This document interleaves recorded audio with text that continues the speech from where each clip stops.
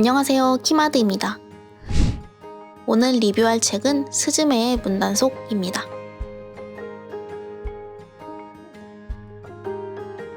2023년 3월 8일 신카이 마코토 감독의 스즈메의 문단속 영화가 개봉했습니다. 재난 3부작의 마지막 시리즈로 벌써부터 100만 관객을 돌파하면서 흥행가도를 달리고 있습니다. 동시에 소설책 역시 베스트셀러에 올라서 화제가 되고 있는데요.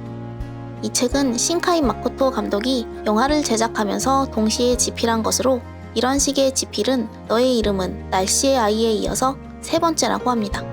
영화보다 책이 먼저 출간되어 순서상으로도 책을 먼저 읽고 이후에 영화를 봐야 할 것 같아 보입니다.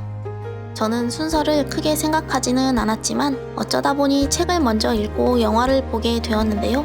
책을 먼저 읽어서 좋았던 점도 있었고 영화를 먼저 보면 좋았겠다고 느낀 점도 있었습니다.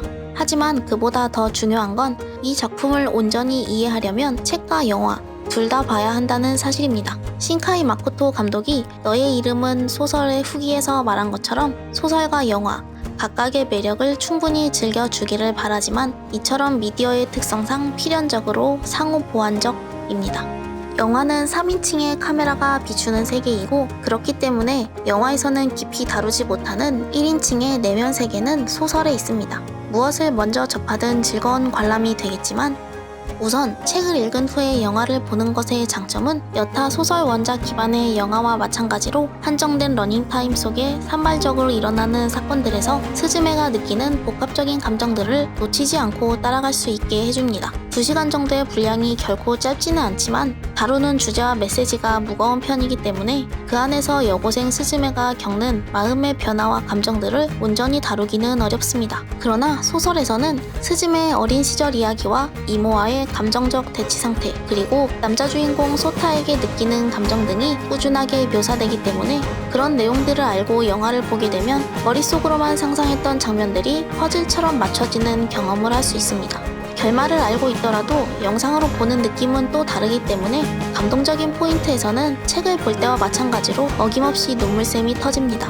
이러한 장점들이 있지만 영화를 보고 난 후에 책을 봐도 좋았을 거라고 느꼈던 이유도 있는데요. 이 책은 기존의 소설책과는 다르게 영화의 원작 소설이 아니라 영화와 동시에 탄생한 소설이고 영화 제작을 위해 전체적인 흐름을 정리하는 목적으로 집필된 부분도 있기 때문에 많은 문장들이 주변 환경을 아주 자세하게 묘사하는 특징이 있습니다. 머릿속으로 계속 신카이 마코토의 영화 이미지를 상상하면서 글을 읽었는데요. 배경은 일본이고 판타지 요소가 섞인 내용이다 보니 뜻하는 이미지가 바로바로 떠오르지 않아서 흐름을 따라가기가 조금 버겁기도 했습니다. 신카이 마코토의 블록버스터 영화라고 불릴 정도로 빠른 전개와 거대한 스케일을 자랑하는 작품이라서 화면 전환도 빠른 편인데요. 영화로 봤다면 흥미진진한 전개였겠지만 글로만 읽고 있으니 정신없고 몰입이 방해된다는 느낌도 있었습니다. 만약 영화를 먼저 보고 책을 읽었다면 각 장면들을 스즈메가 직접 해설해주는 느낌을 받으면서 훨씬 수월하게 읽었을 것 같습니다. 한 가지 재미있는 사실은 책과 영화의 모든 장면이 일치하지는 않는다는 겁니다. 물론 큰 흐름은 동일합니다. 다만 사소한 몇 가지 다른 점이 있고 어떤 장면은 영화에서만 등장하기도 합니다. 보통은 소설의 자잘한 내용을 영화에서 누락시키는데 감독이 두 가지를 다 하는 사람이다 보니 오히려 소설에 없는 내용을 영화에 집어넣는 것도 가능한 것 같습니다. 그래서 어떤 매체를 먼저 접하든 두 가지 모두를 보는 것을 추천드립니다. 스즈메의 문단속을 보다 다채롭게 즐기실 수 있습니다. 책은 현재 소설 단권만 팔기도 하고 소장 가치를 높인 다양한 에디션 형태로 판매되고 있습니다.